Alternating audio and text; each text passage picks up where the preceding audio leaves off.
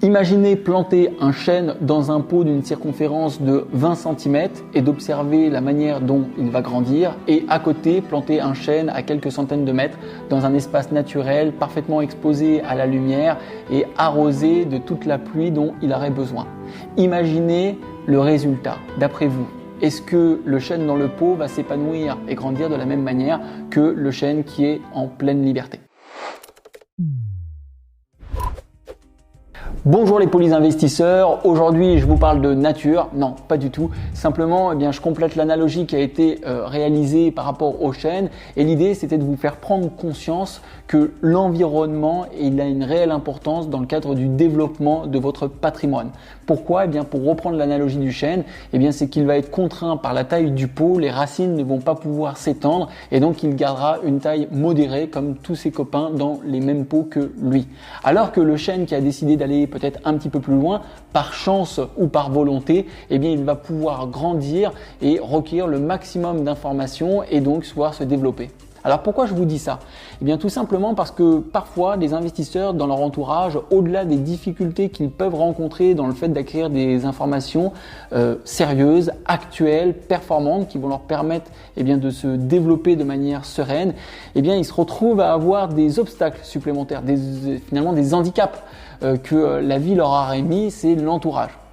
Et le pire, c'est que cet entourage-là, parfois, a une volonté bienveillante de vous protéger, vous investisseurs. Et ça peut être des amis, de la famille, le conjoint, qui se mettent à poser des questions qui peuvent, par manque de connaissances, venir vous perturber dans le passage à l'action. Alors, quels sont les types de questions finalement que l'entourage ou quel type d'invictive l'entourage peut proposer ? On le sait, la plus grande qui existe, c'est « Ah, si c'était facile, tout le monde le ferait ». Et oui, c'est bien vrai, si c'était facile, tout le monde le ferait et je suis tellement d'accord avec ça. La réalité, c'est que ce n'est pas facile. Oui, c'est accessible à tout le monde, c'est une réalité. Est-ce que c'est facile ? Non, ce n'est pas facile. Trouver un bien rentable, réaliser les travaux, donc sous-entendu trouver les artisans, faire estimer les travaux, obtenir un financement bancaire, puis après trouver des locataires, et puis après continuer le développement de son patrimoine avec le fait de gérer la comptabilité, le fait de gérer la fiscalité. Donc non, je vous rejoins complètement, famille et amis, ce n'est pas facile et c'est pour ça que tout le monde ne le fait pas. Par contre, la vraie réflexion c'est est-ce que tout le monde peut le faire ? Oui. C'est au lieu d'aller faire du tricot, au lieu d'aller regarder Netflix, au lieu de me balader sur les réseaux sociaux, peut-être que si je m'investis pour acquérir de l'information et passer à l'action, ce qui ne me semblait pas facile, comme tout, quand on a débuté, quand vous avez commencé peut-être à faire du sport, quand vous avez commencé à faire une activité qui ne vous semblait pas facile, à force de répétition, à force de persévérance, c'est devenu plus facile. Première objection, traiter. Deuxième objection, et est-ce que tu n'as pas peur que les locataires, finalement, ils ne te payent pas et que tu sois en difficulté pour rembourser le prêt ? Oui, c'est vrai. C'est aussi une réalité, ne nous le cachons pas. Parfois, ça peut arriver. Il y a des locataires qui décident de ne pas payer le loyer. Et quand ils décident de ne pas payer le loyer, comme ça peut être pénible de tout simplement devoir gérer le bien. Et on sait comme la justice est extrêmement longue. Mais la réalité, c'est qu'il existe quand même des alternatives. Le fait de bien choisir son locataire. Et quand je dis bien choisir son locataire, c'est choisir son locataire sur des éléments factuels. Peut-être son niveau de ressources, les garanties qu'il pourrait avoir, comme une caution par exemple. Et puis également anticiper. Il existe des garanties loyer impayés. Et ces garanties loyer impayés-là, on pourrait considérer que c'est un coût supplémentaire, mais rappelez-vous que dans le cadre de la fiscalité, ça vient en déduction de vos revenus. Et donc, indirectement, vous en payez qu'une quote-part où ça vous coûte quasiment rien. Donc, la question des loyers impayés, elle n'existe plus vraiment. Encore plus quand aujourd'hui, il existe des services gratuits qui vous permettent tout simplement d'établir un constat sur l'historique des locataires comme Goodlease par exemple. La deuxième objection vient d'être traitée et même si elle correspond à une quote-part de la réalité, les incidents de paiement restent malgré tout infimes par rapport à la majorité des logements qui ont cours à la location. Troisième objection qui existe, c'est les impôts. Les impôts, ça va te coûter très cher. Effectivement, les impôts, c'est une quote-part intégrante de l'investisseur et elle doit être considérée, cette part-là, dans le cadre de l'investissement. Si l'investisseur est suffisamment bien formé et surtout accompagné, eh bien les impôts sont déjà considérés dans le cadre de sa stratégie. Concrètement, aujourd'hui, quand un investissement est réalisé, il y a 2 types d'investissements dans le cadre de la location. Une location qui va avoir un objectif patrimonial, où nous allons réaliser un cash flow qui est faible, mais dans lequel on peut quand même intégrer l'imposition. Et 2, le cash flow, une stratégie avec un cash flow qui est plus élevé, puisque là c'est son objectif, la stratégie. Et donc évidemment, derrière, on aura plus de facilité à payer les impôts. Dans tous les cas, il y a des stratégies en fonction de l'exploitation que nous choisissons de faire, que ce soit dans de la location nue, de la location meublée, de la location de ces mêmes formes-là, mais sous forme sociétale. Et donc, souvent, les premières années, on peut éviter d'avoir un impôt à payer sur les investissements que nous allons réaliser, hormis évidemment la taxe foncière ou la CFE. Mais la plupart du temps, grâce soit aux amortissements, soit grâce aux travaux qui ont été réalisés, soit grâce aux frais d'acquisition, on paye peu ou voire pas du tout d'impôts.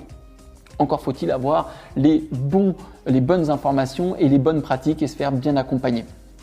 Maintenant, remettons au centre le fait qu'à un moment donné, nous puissions payer des impôts. Normalement, l'investisseur se débrouille toujours à réaliser des investissements, des travaux pour être en déficit, apporter de la valeur à ses biens. Mais admettons que dans l'exemple concret, l'investisseur ne l'ait pas fait. Et donc, il se retrouve à payer des impôts. Très bien. Mais nous payons des impôts sur de l'argent que nous percevons.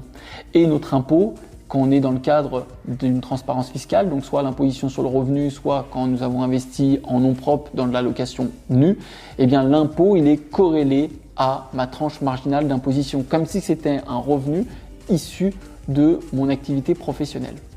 La seule chose, c'est que entre ce que je vais percevoir comme revenu, et je garde l'exemple de la location nue, et ce que je vais payer, entre deux, il y a eu le crédit. Et c'est là où la difficulté peut intervenir, c'est que si j'ai reçu 1 000 € de loyer et que j'ai un crédit qui est de 1 000 €, eh bien tous les mois il me reste 0 € et du coup à la fin, eh bien mes impôts, je vais devoir les payer sur de l'argent que je n'ai plus. D'où l'importance d'être bien formé pour pouvoir, dans les calculs que je vais réaliser, générer un cash flow, donc un excédent de trésorerie suffisant pour pouvoir provisionner l'impôt que j'aurai à payer en fin d'année. Un bon investissement, c'est un investissement qui, quand je vais avoir tout payé, le crédit, les assurances, les impôts, d'accord, j'ai encore un excédent de trésorerie qui me permette de vivre.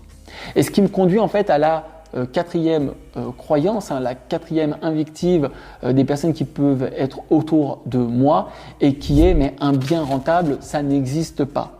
Oui, c'est vrai, ça n'existe pas quand on ne sait pas comment et où chercher, quand on ne sait pas comment cela fonctionne. Et ça fait même un lien avec la première invective de dire « Ah, si c'était facile, tout le monde le ferait ». Je ne dis pas que trouver un bien qui est rentable, ça va se trouver tous les jours, toutes les semaines. Non. Moi, le premier, quand je recherche un bien qui est rentable, parfois ça me prend plusieurs mois. Alors moins maintenant parce que mon réseau est développé et que des biens rentables, on m'en remonte quasiment toutes les semaines. C'est vrai, je ne vais pas le cacher.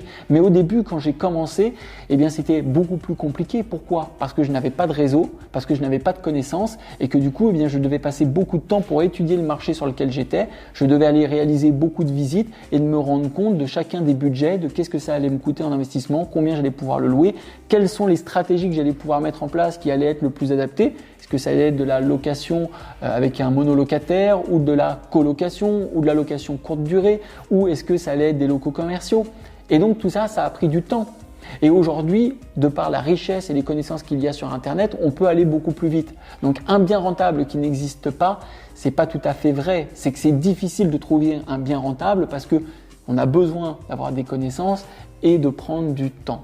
Donc oui, c'est vrai que parfois, l'investisseur, en fonction du pot qu'il a choisi pour se développer, de l'entourage, comprenez, qu'il a choisi pour se développer, ça peut être plus ou moins compliqué pour lui. Et le seul conseil que je pourrais vous partager, c'est écouter ces personnes-là qui vous posent des invectives parce que ça sera toujours un élément de sécurité qui vous ramènera à la réalité. est-ce que ce que je suis en train de faire, c'est vraiment vrai? Est-ce que c'est vraiment bon? Est-ce que c'est vraiment juste? Et ces personnes-là vous tireront toujours d'une certaine manière vers le bas, mais en même temps, vous permettront de garder les pieds sur terre et de reconsidérer à deux fois les objections qu'ils ont et peut-être les réticences qu'ils ont. Et ça sera bien pour vous, comme ça vous aurez un deuxième avis. Mais ne restez pas non plus trop proche d'elles au risque tout simplement de ne pas passer à l'action. Parce que vous le savez, finalement, il n'y a que ceux qui font rien qui ne se trompent pas. Mais par contre, ceux qui essayent, peut-être qu'ils vont tomber 3, 4, 5 fois, mais qu'à un moment donné, ils vont réussir et une seule fois peut tout changer. Donc, le plus rapidement possible, pour contrebalancer, venez vous entourer de personnes qui vont avoir la même dynamique que vous, qui vont avoir les mêmes ambitions que vous, qui vont avoir peut-être des idées qui sont complémentaires aux vôtres, de manière à vous permettre de grandir, d'ouvrir votre champ des possibles et de enfin passer à l'action. J'espère que cette vidéo vous aura apporté beaucoup de contenu. Si vous avez envie, posez-moi une question et je vous y réponds avec beaucoup de plaisir. Je ne sais pas si je vous l'ai déjà dit, mais vous pouvez liker la page ou vous abonner ou activer la cloche si ce type de vidéo-là vous intéresse. Et moi, je vous retrouve dans la prochaine vidéo.